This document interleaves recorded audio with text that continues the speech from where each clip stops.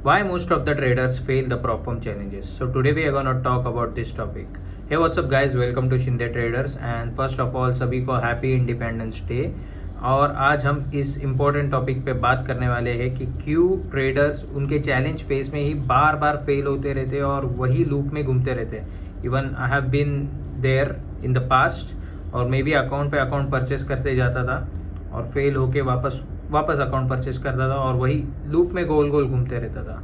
तो आज मैं 5 to 6 कॉमन पॉइंट्स बताने वाला हूँ, कॉमन मिस्टेक्स बोल सकता हूँ मैं, जो मैंने खुद ने भी किए और मे बी आप भी करते रहोगे।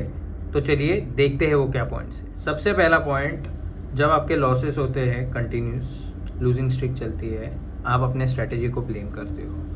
तो पहले तो वो रोक दो। पहले तो अगर आपके पास स्ट्रैटेजी नहीं है तो आप डायरेक्ट स्टार्ट मत करो ट्रेडिंग। पहले go somewhere and learn the strategy. बहुत सारे मेंटर्स हैं ऑनलाइन जिनके बाद जाके आप उनकी स्ट्रैटेजी सीख सकते हो कोर्सेज के थ्रू और फिर आप ट्रेडिंग स्टार्ट कर सकते हो। तो अगर आपकी लूजिंग स्ट्रिक लगती है, don't blame your strategy. Strategy से स्ट्रैटेजी जंप करते जाओगे, कभी प्रॉफिट नहीं होगा, कभी।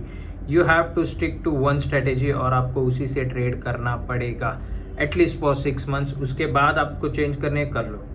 6 मंथ्स वो स्ट्रैटेजी पे स्टिक हो जाओ और ट्रेड करो। मैं बता रहा हूँ आपका लॉस नहीं होगा हमेशा के लिए, क्योंकि लूजिंग स्ट्रीक रहती है एक जो टूटती है और फिर प्रॉफिटेबल स्ट्रीक भी चालू होती है और वो लंबे समय तक चलती रहती है। ठीक है, तो स्ट्रैटेजी टू स्ट्रैटेजी जंप मत करो। उसके चक्कर में बहुत सारे अकाउंट्स आप गवा दोगे। मैंने मेरे 2 फ्रेंड्स देखे, दोनों सेम स्ट्रैटेजी यूज करते, दोनों के दोनों एकदम सेम।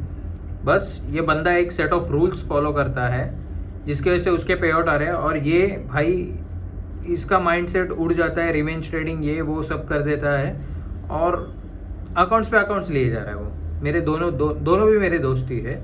बस ये रूल्स पे चलता है और इसके कोई रूल्स ही नहीं है भाई। अकाउंट्स पे अकाउंट्स लिए जा रहा है, अकाउंट्स पे अकाउंट्स ब्रीच किए जा रहा है।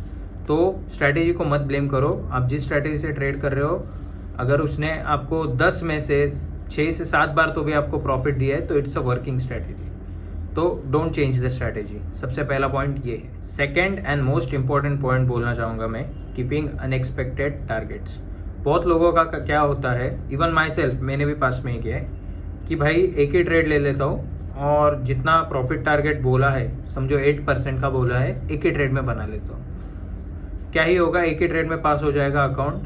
पर ऐसा नहीं होता। एक ट्रेड में अकाउंट नहीं पास होता ऐसे नहीं, बहुत लोग करते भी है और होता भी है, पर वो आपको इधर से मेंटली बहुत ज़्यादा टॉर्चर करेगा। अगर वो एक ट्रेड समझो लूजिंग गई, 1 या 2% जितना भी आपने रिस्क किया था उस ट्रेड में उतना आपका कम होगा। नेक्स्ट ट्रेड में भी आप यही सोचोगे कि एक ही बड़ी ट्रेड ले लेता हूँ, पहले का लॉस और जितना प्रॉफिट टारगेट दिया है वो भी कवर हो जाएगा। वापस ऐसे लग गया और कम हो गया अकाउंट 1 या 2% से।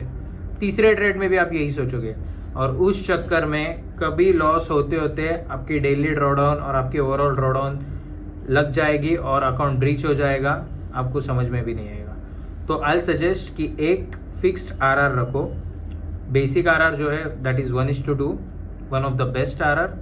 और मैं जो करता हूँ वो है 1:3। मेरा एक सेट है आरआर कि 1:3, ज़्यादा 3.5 तक भी खींच लेता हूँ मैं, नॉट मोर देन दैट। मैंने लिया है यही वीक पे ट्रेड्स में। अगर देखना चाहोगे तो रील्स पे देख लेना। मैंने फेज 2 का first trade, first profitable day पे 3.65 आरआर पे क्लोज किया था, अराउंड $700 के आसपास।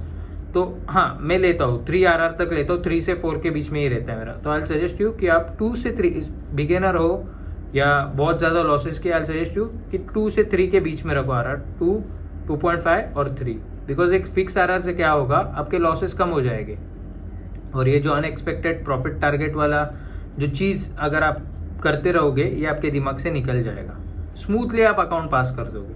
तो एक फिक्स आरआर प्लीज़ रखिए, please. Second and most common गलती जो सब ट्रेडर्स करते हैं जिसके वजह से they are not profitable, revenge trading. एक लॉस लग गया, अभी मेरा प्रॉफिट ही होना चाहिए। मार्केट समझो आप सेल में थे, ऐसे लगा दिया, आइदर आप वापस सेल का ले लोगे या बाय का ले लोगे, देखोगे नहीं कि भाई कोई अच्छे लेवल से मैं ट्रेड लेता हूँ, नहीं, वहीं से लेनी है और वहीं पे आप बटन दबा दोगे और वही बार बार करके आप अकाउंट्स पे अकाउंट्स ब्रीच करते रहोगे। रिवेंज ट्रेडिंग छोड़ दो गाइस। सबसे बड़ा मैं बोलूँगा ये ट्रेडिंग का एक कैंसर है जो धीरे धीरे खा खा के आपके इतने पैसे लूज़ करा रहा है कि आप समझ ही नहीं पा रहे हो। मुझे भी एक टाइम पर समझ नहीं आ रहा था, बट एक टाइम के बाद जब समझा कि भाई इतने पैसे गवा चुका हूँ मैं, मुझे समझ गया and I have stop doing. अभी मेरा कभी ऐसे लग गया, अगर मुझे कन्विक्शन है उस लेवल की, फिर मैं वहीं से वापस ट्रेड लेता हूँ। और मेरे रील्स पे आपने देखा भी रहेगा कि मैंने लिया है एक ही लेवल, अगर एक बार फेल होता है तो दूसरे बार भी मैं वही लेवल से सेम साइड की ट्रेड लेता हूँ, बिकॉज मुझे कन्विक्शन रहता है कि ये चल जाएगी, और चली भी है बहुत बार। बट दैट डजेंट मीन कि मैं 10 ट्रेड लूँ वहाँ से, नहीं। मेरा भी एक रूल है, 2 ही ट्रेड्स लेता हूँ मैं दिन के, पर रिवेंज ट्रेडिंग नहीं करूँगा। अगर मेरी लेवल कोई ब्रीच करके मार्केट अपोजिट डायरेक्शन में चले जाता है, मैं फिर वापस एक नई लेवल ढूंढता हूँ जहाँ से मैं एक प्रॉपर ट्रेड ले सकूँ, जिसपे मेरा एक एनालिसिस रहता है कि हाँ यहाँ पर आएगा तो मार्केट यहाँ से ये मूव दे सकता है, प्रोबेबिलिटी रहती है कि ये यहाँ से बाय साइड जा सकता है, प्रोबेबिलिटी रहती है सेल साइड, तो उस हिसाब से मैं एक ट्रेड लेता हूँ। तो रिवेंज ट्रेडिंग प्लीज छोड़ दो, इट्स अ कैंसर। ये धीरे धीरे आपके बैंक अकाउंट से आपके फंड्स गायब कर रहा है। प्लीज रिवेंज ट्रेडिंग मत करो। थर्ड पॉइंट जो मैंने खुद भी किया है, करता भी हूँ बहुत बार, और धीरे धीरे करके मैंने ये छोड़ दिया है, टेकिंग हैवी लॉट्स। मतलब आपको पता है कि अगर मैं ये लॉट लूँगा, मेरा रूल है 1% रिस्क करने का, अगर मैं ये लॉट लूँगा तो ये 1% से ज़्यादा रिस्क जाएगी, पर मुझे दिख रहा है कि अरे हाँ, पर प्रॉफिट भी उतना ही होगा अगर मैं ये लॉट मार दूंगा। मतलब मेरे एनालिसिस के हिसाब से इधर तक मार्केट जाने वाला है 1:3 तक, तो मेरा उतना प्रॉफिट भी हो जाएगा, पर वो उसकी गारंटी नहीं रहती। It's a probability, trading probability पे चलती है, और उस चक्कर में एसएल बड़ा लग जाता है। अगर मार्केट एसएल दे देता है तो वो बहुत बड़ा लग जाता है। समझो 10K का अकाउंट है, $100 रिस्क करने चाहिए थे मैंने, 100 के जगह 200 कर दिए, इस ख्वाब में कि 1:3 पे जो 300 बनने वाले थे उसके चक्कर में 600 बन जाएंगे। 6% का प्रॉफिट लेके मैं आज ट्रेडिंग डे क्लोज करूंगा, पर एसएल लगने के चांसेस ज़्यादा रहते हैं, आपको भी पता है।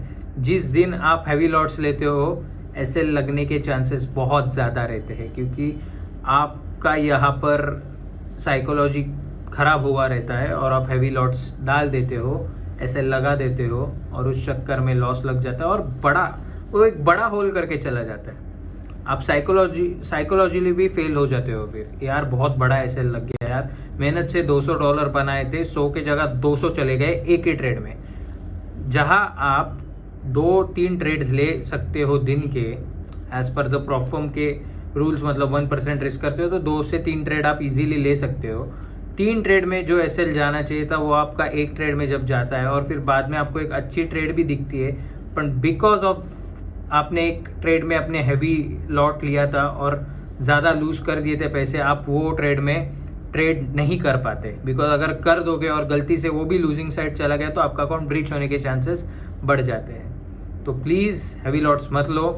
अगर 1% रिस्क का रूल फॉलो करते हो तो प्लीज़ वो करो, नहीं करते हो तो आज से स्टार्ट करो फॉलो करना, बिकॉज वही आपको बचाएगा लॉसेस से मैक्सिमम टाइम। फोर्थ पॉइंट जो जिसके वजह से मैंने रिसेंटली एक मेरा लीजन फंडिंग का 5K का अकाउंट जो मैंने फर्स्ट टाइम लिया था वो गवा दिया था, डेली ड्रॉडाउन लिमिट पे ध्यान ना रखने के वजह से। अगर आपकी प्रॉफर्म बोल रही है कि आप 4% से ज़्यादा दिन का लूज़ नहीं कर सकते, अगर करोगे तो ब्रीच हो जाएगा अकाउंट, तो उसे फॉलो करो। मेरा क्या हुआ था, मेरे लॉसेस लग गए थे 3, और चौथे ट्रेड में मैंने देखा नहीं कि हाँ मेरे पास, मतलब मैंने $50 ही रिस्क किए थे, एसएल $50 के ही लगे थे, पर कमीशन नाम की भी चीज़ होती है, ये मैं भूल गया था। और मैंने मेरी डेली ड्रॉडाउन लिमिट अगर देखी रही थी कि यहाँ इतनी इक्विटी तक ही अलाउड है आज, उसके नीचे जाऊँगा तो ब्रीच हो जाएगा अकाउंट, मैंने वो नहीं देखा। $50 का ही एसएल लगा, पर जो पहले के 3 ट्रेड्स का कमीशन था $2-3 के वजह से मेरा अकाउंट ब्रीच हो गया। तो आई सजेस्ट यू, सुबह उठने के बाद ट्रेडिंग करने से पहले आपकी जो डेली ड्रॉडाउन लिमिट रहेगी उसे चेक करो, उसे लिख के रखो। आगे के पॉइंट में लिखने के बारे में बताने ही वाला हूँ, पर उसे चेक करो और उसे लिख के रखो, सो दैट अगर आप, मैं तो सजेस्ट करूँगा 2 ट्रेड लो, 2 से ज़्यादा मत लेना, पर अगर आप 2 से ज़्यादा ट्रेड ले रहे हो, 3rd ट्रेड के बाद फिर आपको कहाँ पे स्टॉप करना है ये आपको पता चल जाएगा। बिकॉज अगर आप स्टॉप नहीं हुए तो फिर डेली ड्रॉडाउन से नीचे चले गया अकाउंट। ये मेरे साथ रिसेंटली हुआ है, आई डोंट नो किसी के साथ हुआ है कि नहीं, बट मेरे पर्सनल एक्सपीरियंस से मैं आपको सजेस्ट करूँगा कि डेली ड्रॉडाउन की जो लिमिट है वो सुबह उठने के बाद ट्रेड करने से पहले देख लेना, ज़रूर देख। लास्ट एंड फाइनल पॉइंट, ये आपको बहुत टाइम के लिए प्रॉफिटेबल बना सकता है। ऐसा नहीं कि मैं बोलूँगा लाइफ टाइम के लिए प्रॉफिट। लूजिंग स्ट्रिक आती है, देखो ग्राफ भी, चार्ट्स भी ऐसे चलते हैं, ऊपर जाता है, थोड़ा नीचे आता है, फिर ऊपर जाता है। तो रिट्रेसमेंट तो आती है ना, प्रॉफिट करते करते करते आप पहुंच गए, फिर थोड़ा लॉस होगा, फिर वापस प्रॉफिट करने लग जाओगे। तो ये आपको लॉन्ग टाइम तक एक प्रॉफिटेबल ट्रेडर बना सकता है, जो है एक प्लान बनाना। जर्नलिंग की बात नहीं कर रहा हूँ, जर्नलिंग तो ऑफकोर्स करनी ही चाहिए सभी को, पर अगर आप एक प्री प्लान रखोगे ना ट्रेड करने से पहले, सच बता रहा हूँ, आप डिसिप्लिन ट्रेडर बनोगे, आपके लॉसेस कम होंगे, रिवेंज ट्रेडिंग बंद हो जाएगी, सभी चीज़ें सॉल्व हो जाएगी। परसों की ही बात है, सॉरी कल की ही बात है, कल की रील देखी नहीं रहेगी तो देख लेना। मैंने 2 ट्रेड्स लिए, दोनों मेरे एसएल लग गए और मुझे कन्विक्शन था कि वही लेवल से मार्केट सेल होगा, वही से सेल हुआ, बट मेरे 2 एसएल लगे थे। मेरा रूल है कि थर्ड ट्रेड मुझे नहीं लेनी, मैंने नहीं ली।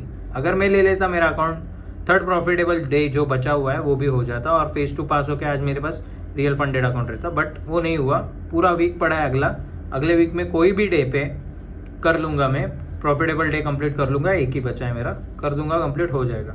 बट रोज़ ट्रेडिंग स्टार्ट करने से पहले एक प्री प्लान रखो कि आज ये पेयर में ट्रेड करने वाला हूँ, 1% पर ट्रेड में रिस्क करने वाला हूँ। समझो आप 2 ट्रेड कर रहे हो, 3 ट्रेड कर, I suggest you take 2 trades only. बहुत अच्छी चीज़ है, लॉसेस कम होते हैं, साइकोलॉजी ख़राब नहीं होती और सब स्मूथली चलता है।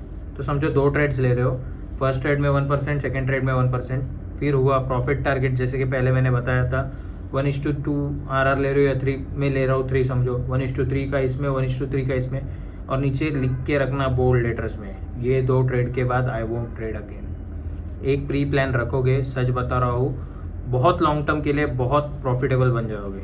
मतलब आपकी लूजिंग स्ट्रिक चल रही रहेगी, जो भी आपकी साइकोलॉजी की वजह से रुक जाएगी, और लॉन्ग टर्म के लिए एक प्रॉफिटेबल ट्रेडर बन जाओगे इससे। तो मैंने 5 पॉइंट बताया आपको। स्ट्रैटेजी हॉपिंग, सेकेंड हुआ अनएक्सपेक्टेड टेक प्रॉफिट नहीं रखना है, थर्ड हुआ revenge trading, most common mistake, चौथा हुआ डेली ड्रॉडाउन लिमिट पे ध्यान नहीं रखना, पांचवा हुआ टेकिंग हैवी लॉट्स, और छठवा और इम्पोर्टेंट पॉइंट जो अभी मैंने बताया, एक प्री प्लान रखना, सो दैट आपके लॉसेस रुक जाएंगे और लॉन्ग टर्म के लिए आप प्रॉफिटेबल बन जाओगे।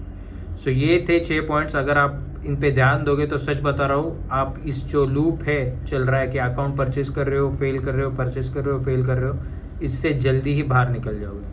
सच बता रहा हूँ, ट्राई करके देखो, 3-4 मंथ्स ट्राई करना, पक्का आपके 2 से 3 पे आउट तो आ ही जाएंगे, पक्का आ जाएंगे। ठीक है, so thanks for watching this video. मिलते हैं कल की वीडियो में। कल मैं गोल्ड के एनालिसिस करूंगा कि वीक में क्या हो सकता है, कहाँ जा सकता है मार्केट, और 1-2 पेयर भी सिलेक्ट करके उनके भी एनालिसिस करूंगा। So make sure to subscribe me and make sure to follow me on Instagram, जहाँ पर मैं डेली जो ट्रेड लेता हूँ उसके बारे में एक रील बना के पोस्ट करता हूँ, यूट्यूब शॉर्ट्स पे भी डालता हूँ। तो make sure to subscribe on YouTube and make sure to follow me on Instagram. मिलते हैं कल की वीडियो में, बाय।